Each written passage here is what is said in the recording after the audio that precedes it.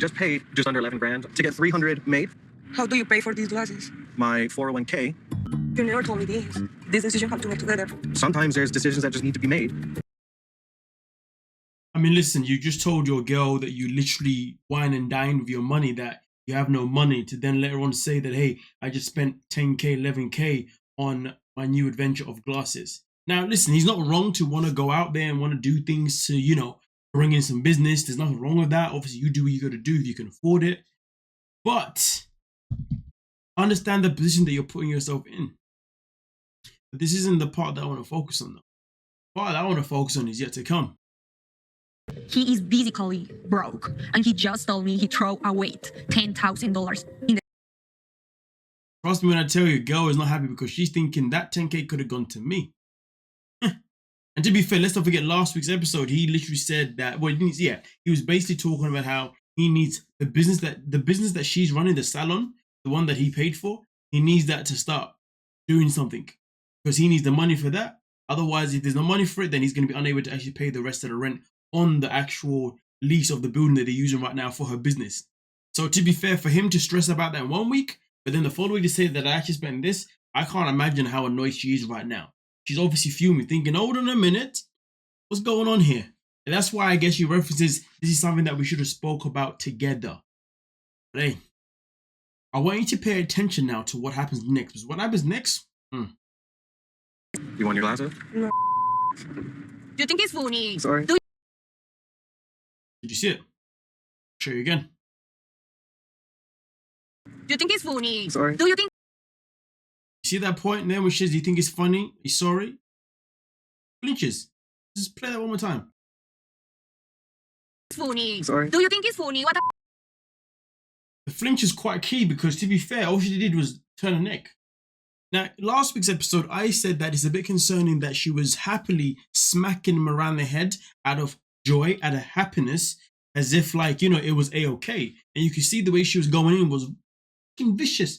So I do wonder though, if he's flinching in this scene, because maybe, just maybe, there is a history that they have of her being a bit too physical at times, whether or not it's her being happy or it's her being sad. It seems to me being physical could be one of those things that she's very comfortable doing around him. I mean, we know she's comfortable doing it in a happy way, but to be honest with you, somebody that's happily doing this and smacking you around with whatever the hell you're smacking him with at full fucking strength, at least that's how it looked anyway.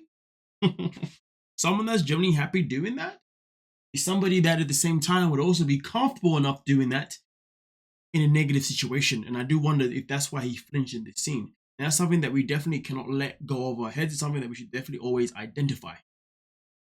This one is yes or no? I don't know if this time is the trip that I fully move here. So of course he finally tells her, hey, babe, yeah, I'm not staying here for too long. She asks him how long for. He says, 3 weeks. She's mortified. She's annoyed. She's vexed. She's losing her shiz. And of course, he explains that unless my financial situation is in a healthy place, I just cannot move here. I have to wait until I'm good before I move here. I mean, listen, I get it. I get it. She wants to be with her cash cow. She wants to be with her, you know, sugar daddy. She wants to be with her bank account 24/7. So therefore, she can obviously have the fun that she wants to have fun with him sexually, but also have the fun with the money. But to be honest with you, this relationship, I don't see it working. But apparently, I think from what I understand, these two are actually still together, to be fair, surprisingly so. I mean, right now, there's nothing that's showing me, or I believe showing any of us, that their relationship has got the tools to be sustainable. But we shall see how the season progresses. Now, let's get into the next. You're an atheist? I don't believe in anything. How much does it bother you? Like, on a scale of 1 to 10, with 10 being the highest. 10? All right, boom. Let's just go back to the atheist thing. So, Alex is with him even though she's religious and he's not.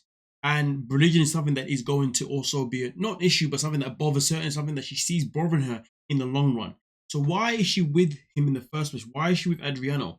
That doesn't make any sense. Now to add on to this one here on the tower scan, how much are you bothered? This tower scan, this scale was, scale of 10.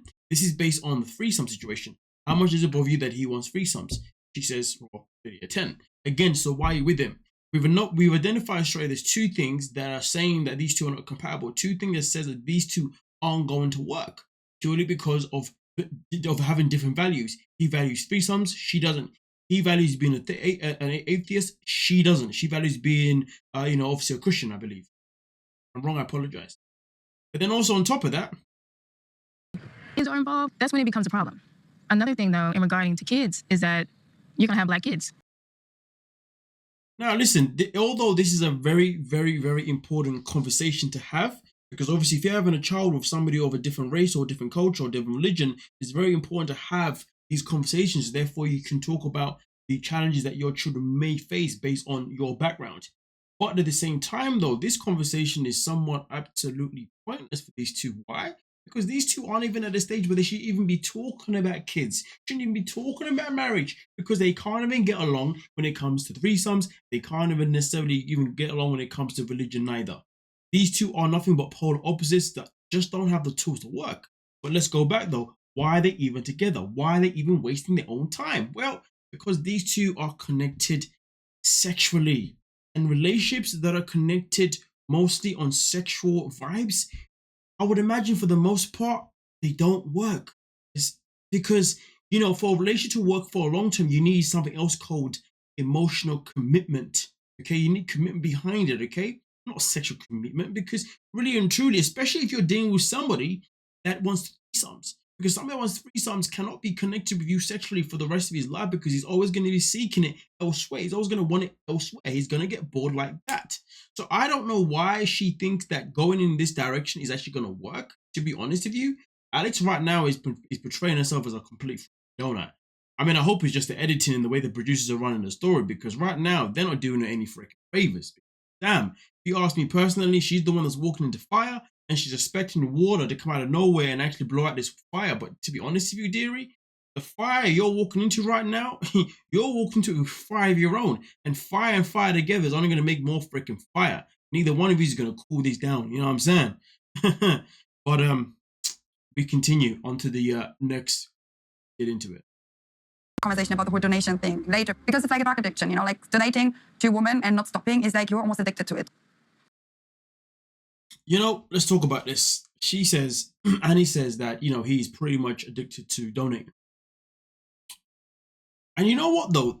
I feel like what she's saying is something that she's saying based on her own opinion, based on the things that she has observed within her relationship with him.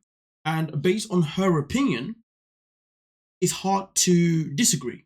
Because generally speaking, when people decide to go into a relationship, it means that they are willing to sacrifice certain things that they did before that could jeopardize their relationship with somebody. Because usually when you go in a relationship, it means that you're ready to settle down and you're ready to be with that one person. Unless, of course, you are in a poly or in a plural relationship, shall I say. Then obviously that's a different conversation there, but this is not that. This is a relationship between two people.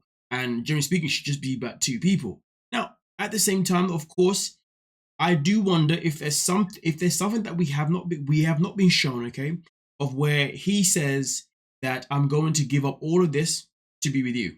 Because so far, I'm pretty sure he didn't say that he was going to give it all up. But then at the same time, there were times where she's had to ask him questions more than once because he hasn't necessarily been 100% truthful. Like before, she asked him, before you came here, did you donate with somebody else, and was it for intimacy? Do you see what I'm saying? There was that conversation earlier on in the season as well, where she had to press on him a bit more to get the actual answer as well.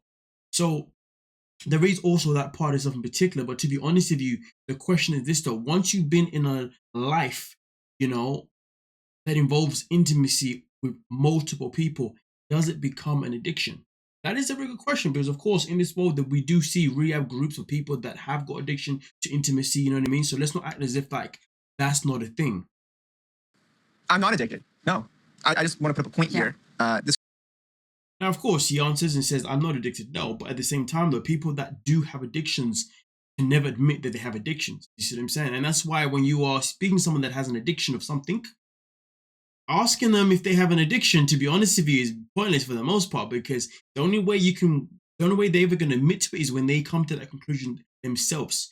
When they say, you know what, I realize I've got a problem and I'm addicted to this and this is not helping me, it's actually unhealthy for me. How can I find a way? And then that's when people end up going to a group of some kind to get to obviously, get help for the addiction that they have.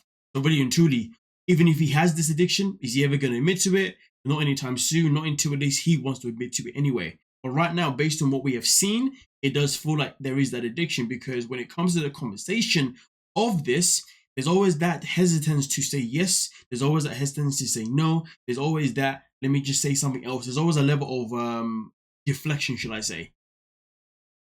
But here's the thing though, and this is the thing that's quite concerning. In the next week's episode, we saw a clip where Annie talks about how she may be pregnant.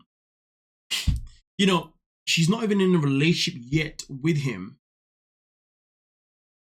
She's not even in a relationship with him yet that proves that it is sustainable. So why they have had intimacy without protection on either side is crazy to me, to be honest with you. But hey, I guess that's something that we will see for next week's episode, because obviously that was just based on the previous stuff in particular. Now, of course, at the same time though, if it is an addiction, it's definitely something that needs to be worked. But listen, let's get into the final. Now, when it comes to Sean and Leah, I don't have much to play because not much really went down this week. It was more about, you know, just Sean trying to connect with Leah, saying, hey, I do still miss Douglas, and I've noticed that since you've been in Leah, you've been more bubbly, you've been more outgoing, you've been more confident, but when you was Douglas, you was a bit more reserved, almost as if you were scared, and that's something that Leah wasn't exactly fond of. She was like, oh, I don't like the fact that you felt like I was scared, blah, blah, blah, blah. But something hit me. Last week's episode, I believe, or whichever episode it was, okay, there was an episode where they went shopping, which was last week. They went shopping.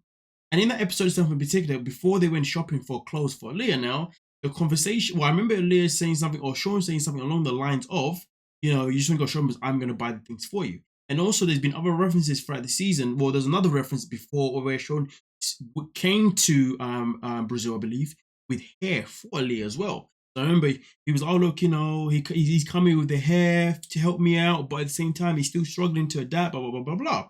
So it got me thinking some more. There was another episode that we had where we saw Leah speak about how she wants to get certain changes to her body to make her feel more feminine and more confident the way she wants to be, you know, with the Brazilian, with the BBL and all that kind of stuff. And then I started connecting this whole thing about he's been linked financially. What we've seen so far has been off his pocket, out of his pocket.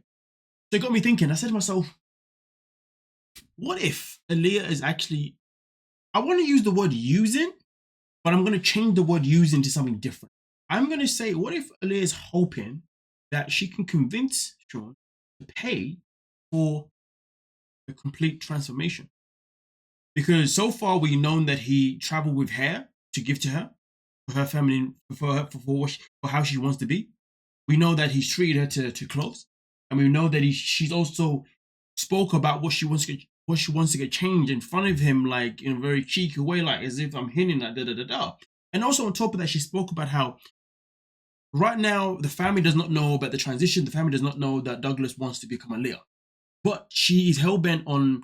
Well, let me not say hellbent, but is right now gives energy as if she wants to convince Sean to accept her as Leah and not Douglas anymore. But each time Sean tries to accept Douglas, and Douglas is never gonna come back. Like, put it in your brain that, because to be honest with you, Sean is wasting his freaking time. You know what I mean? Douglas is gone. Douglas is done out here. Okay, you're with Leah now. But here's the thing, though. I do feel like Leah's hoping Sean is going to end up paying for the BBL and for anything else that she wants to get changed to become the person that she's always decided to be. That is something that I've touched based on the evidence we've seen so far. Let me know your thoughts on that. Do you think I'm tripping? Or do you think there's a lot of strength behind what I'm saying? Let me know. But hey, don't forget to like, subscribe, and of course, peace.